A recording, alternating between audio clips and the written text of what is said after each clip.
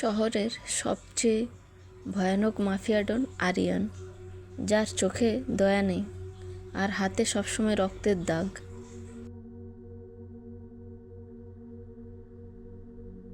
কিন্তু এই পাথরের মতো হৃদয়েও কম্পন ধরিয়ে দিল একটি মেয়ে, তার নাম মায়া।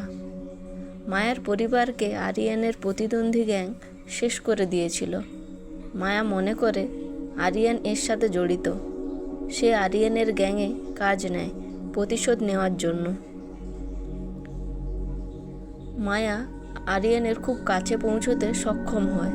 তার পরিকল্পনা ছিল খুব সহজ: আরিয়ানের বিশ্বাস অর্জন করা এবং সুযোগ বুঝে তাকে শেষ করা। কিন্তু সে জানতো না আরিয়ানের তীক্ষ্ণ নজর থেকে কেউ বাঁচতে পারে না। মায়া যখন আরিয়ানের খুব কাছাকাছি যায়, তখন আরিয়ানের ডান হাত বা বডিগার্ড মায়াকে সন্দেহ করতে শুরু করে।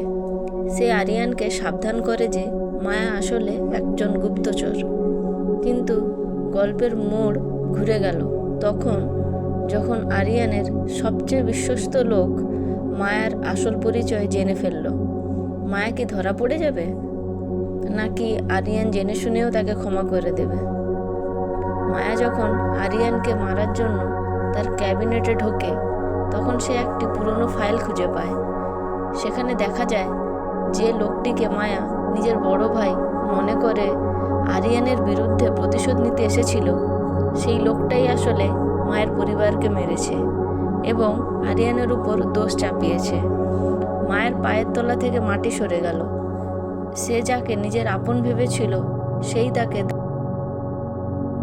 দাবার গুটি হিসেবে ব্যবহার করেছে আরিয়ানের সাম্রাজ্য ধ্বংস করার জন্য। আরিয়ান আসলে আগে থেকেই জানতো মায়া কেন এসেছে। সে মায়াকে মারার বদলে তাকে দিয়ে আসল শত্রুকে ফাঁদে ফেলার পরিকল্পনা করে। মাফিয়া আরিয়ান সবসময় দুই পা এগিয়ে থাকে। মায়া জানতে পারে যে বছর তার পরিবার মারা গিয়েছিল, সে বছর আরিয়ান তাকে না চিনেও নিজের রক্ত দিয়ে বাঁচিয়েছিল। মায়ার শরীরে যে রক্ত বইছে তার বড় একটা অংশ আরিয়ানের দেওয়া। হাসপাতালে পুরনো রেকর্ডে মায়া দেখতে পায় সেদিন এক অজ্ঞাত পরিচয় ব্যক্তি তাকে রক্ত দিয়ে বাঁচিয়েছিল। সেই ব্যক্তি আর কেউ নয়, স্বয়ং আরিয়ান। আরিয়ান মায়াকে ছোটবেলা থেকেই ছায়ার মতো আগলে রেখেছে, কিন্তু মায়া তাকেই মারতে এসেছে। গল্পের ভিলেন যখন বুঝতে পারে মায়া এখন আরিয়ানের দুর্বলতা, তখন সে মায়াকে বিষ খাইয়ে দেয়। আরিয়ানকে বাধ্য করা হয় মায়ার জীবনের বিনিময়ে পুরো মাফিয়া সাম্রাজ্য ভিলেনের নামে লিখে দিতে। আরিয়ান এক মুহূর্তও ভাবল না। সে বলল, আমার সাম্রাজ্য নাও, পৃথিবী নাও, শুধু মায়াকে ফিরিয়ে দাও। আরিয়ানের এই আত্মত্যাগ দেখে মায়ার সব ঘৃণা চোখের জলে পরিণত হলো। আরিয়ান সব শত্রুকে ধ্বংস করে মায়াকে উদ্ধার করে নিয়ে আসে। কিন্তু এরপর শুরু হলো আসল পজেসিভনেস। আরিয়ান মায়াকে তার প্রাসাদের সবচেয়ে সুরক্ষিত ঘরে নিয়ে এলো। সে মায়ের হাতে একটি সোনার চেন পরিয়ে দিল। আরিয়ান মায়ের খুব কাছে এসে তার ঘাড়ের কাছে ফিসফিস করে বলল, বাইরের পৃথিবী তোমার জন্য খুব বিপজ্জনক মায়া। তুমি আজ থেকে এই ঘরে আমার চোখের সামনে থাকবে। তুমি আমায় ঘৃণা করো বা ভালোবাসো, তুমি শুধু আমার হয়েই থাকবে। মায়া আরিয়ানের জেদ আর চোখের ভালোবাসা দেখে নিজেকে সঁপে দেয়। আরিয়ান মায়াকে কোলে তুলে নেয় এবং তাদের দীর্ঘ প্রতীক্ষিত সেই রোমান্টিক মুহূর্তটিও শুরু হয়। প্রতিশোধের আগুন তখন তৃষ্ণার্ত ভালোবাসায় রূপ নিয়েছিল।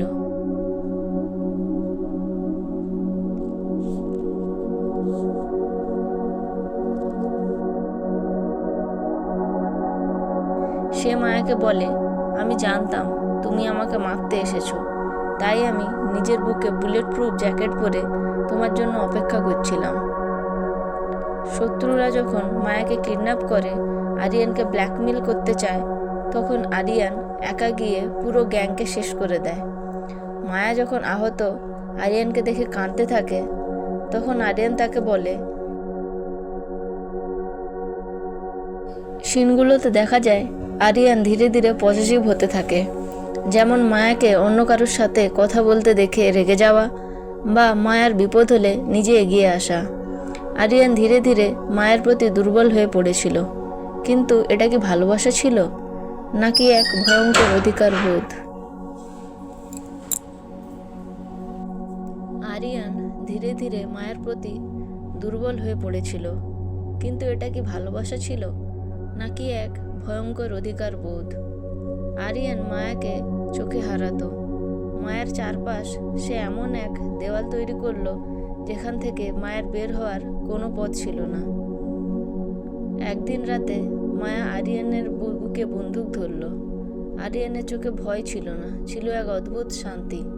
সে বলল, আমি জানতাম তুমি আমাকে মারতে এসেছো, কিন্তু তোমার হাতে কাঁপুনি বলছে তুমি আমায় ভালোবেসে ফেলেছো।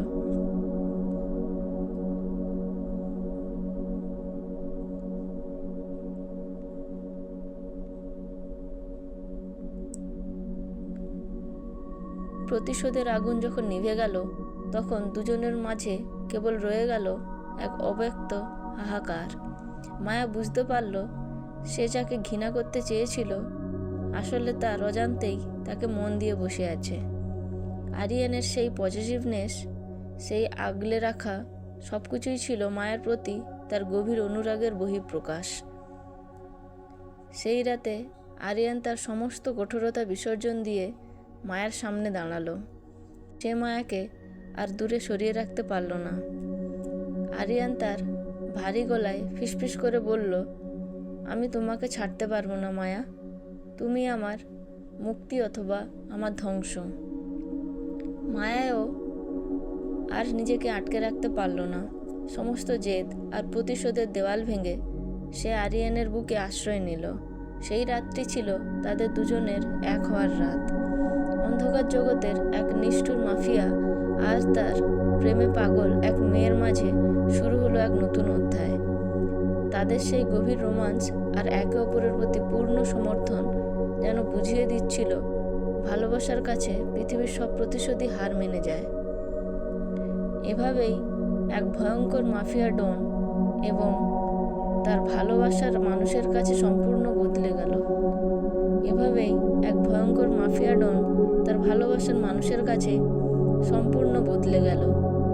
তাদের এই প্রেমের গল্প কি আসলেই সুখে কাটবে, নাকি মাফিয়া জীবনের অন্ধকার আবার তাদের তাড়া করবে? জানতে হলে আমাদের সাথেই থাকুন।